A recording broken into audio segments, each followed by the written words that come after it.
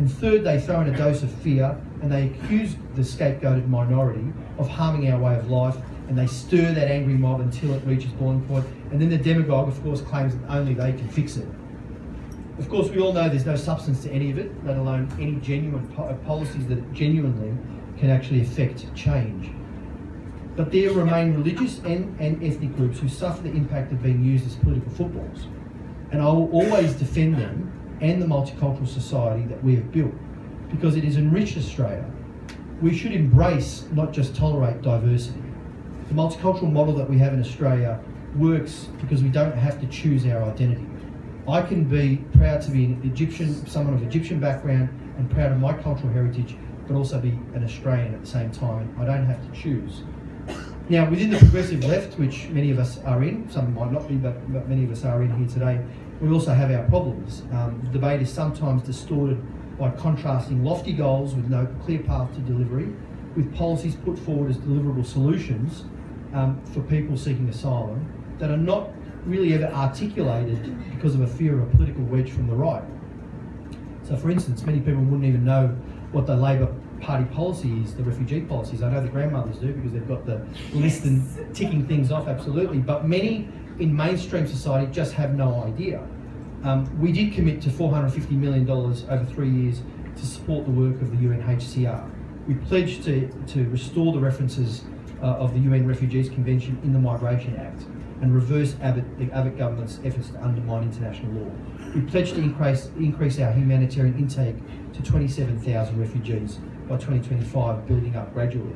And this was fully costed and deliverable promise if we won. We proposed an independent children's advocate should be established to oversee the rights of children in detention and the full ability to bring matters to court on behalf of the child. We proposed to legislate to require all mandatory reporting of any abuse that occurs on those facilities. And we sought to reinstate the Refugee Review Tribunal, which had been canned by the Abbott government. And we also wanted to reinstate the statutory requirement for processing of all completed applications within 90 days. And we wanted to abolish, we have a policy to abolish temporary protection visas, which leave people in a state of limbo. So, in a sense, the Labor policy respects the public's right as well to objective information, and Bill Shorten's come out and said that we should be giving access to journalists, to Marnus and Nauru as well. So we endorsed all of these policies, and they're policies that we took to the election. And they're all fully costed by the Independent Parliamentary Budget Office. They're not just ideas, they're not just good intentions or empty promises, they're real policies that can be delivered if we were to win government. And I do believe, and I know some people are critical of the Labor Party, part of the criticism that I would agree with was that was never really articulated, hadn't really been articulated during the federal campaign. But the policy is clearly a commitment to treat people seeking asylum with dignity and compassion, and in accordance with their international obligations and the rule of law and the Australian principles of fairness. So as a member of the party, I actually believe, and I've been guided by the words of former Prime Minister John Curtin, when he actually said that our movement stands for, and I quote, humanity is against material gain and has more resilience, more decency and dignity, and the best of human qualities than any other political movement. I believe that. I actually believe that. And I know, though, that it's incumbent upon me as a Labor MP to make that true through my actions, through my political actions during the time that I'm honoured to represent the people of Wilts. So yes, we talk about Labor putting people first, not just a 3-word slogan. It actually means something to millions of Australians. But we refer to people, and we should refer to people, not just at home but abroad as well, because there is a tradition there that seeks to extend our values, our Labor values, beyond our shores to people across the globe. And Ben Chifley spoke, the other great Labor Prime Minister, about reaching for that light on the hill. And that's an objective, that we should be reaching for that light on the hill. And it was, and it still should be, for the betterment of all humanity.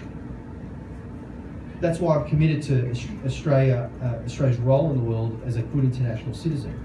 So that's why last week too, in my inaugural speech, I spent a lot of time calling for, talking about asylum seeker policy and refugee policy and my views on it, but also calling on Australia's leaders in the government to put aside partisan politics so that we can work together to find sustainable and compassionate solutions to the international refugee crisis. Now, as I mentioned, I'm the son of migrants from Egypt. They escaped a region that was in war, engulfed by war, so I can appreciate the yearning for a life of peace and security and opportunity. And for the best part of a decade, and as I said in the recent federal election, when I discussed asylum seeker policy and refugees, I argued strongly for an increase in our intake, but I also argued very strongly for an end to indefinite detention on Manus and Nauru. And I supported Bill when he said publicly that the first act that he would have if he was Prime Minister would be to negotiate directly with the UNHCR for the resettlement of the refugees to safe and secure countries that are on Manus and Nauru. I also mentioned that we shouldn't be, like this current government, fixated on countries like Cambodia and PNG, which have woefully inadequate infrastructure, but look to other countries as well, like New Zealand, first world countries as well. But I also recognise that this even falls far too short in our moral, legal and international obligations as a good international citizen.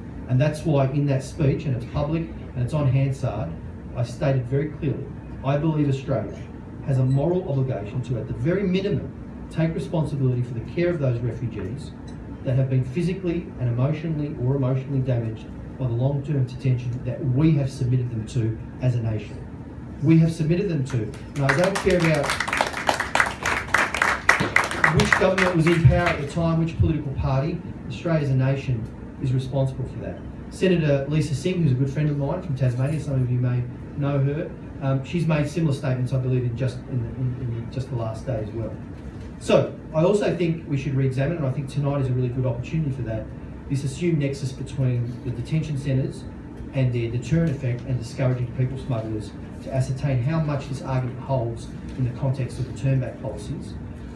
So while I support the ALP policy, I also look forward to playing my part as a humble backbencher in the ongoing debate and in change on this issue and development of policy on this issue. And that's why I'll continue to advocate that Australia take a leadership role in developing an international agreement where multiple countries increase their quota intake of refugees so that we can actually begin to find solutions for the 25 million people that are in camps around the world. As I said, an agreement that has 10, 15, 20 countries on board with them each taking 30, 40 or 50,000 more refugees a year, that's a real solution. It starts to really bite into the problem and you start to take 1 million people year on year being resettled to safe haven in all of these first world countries. And it is doable.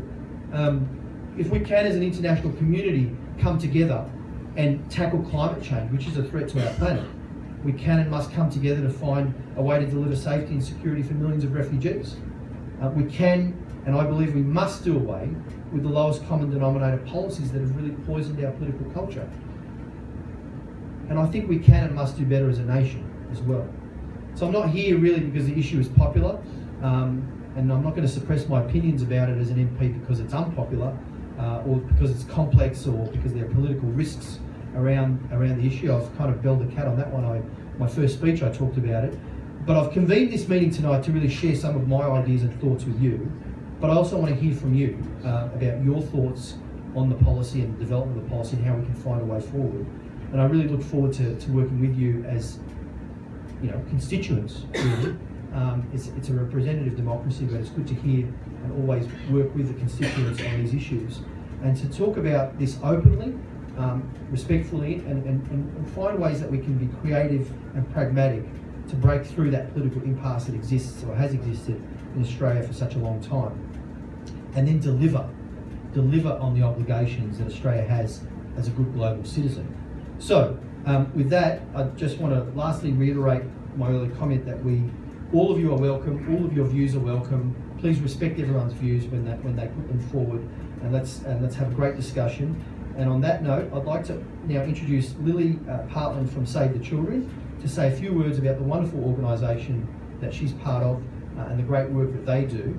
And I'm really, really looking forward to the Q&A. Thank you all so much for coming tonight, and I'm looking forward to meeting some of you personally if I haven't already done so. Thank you.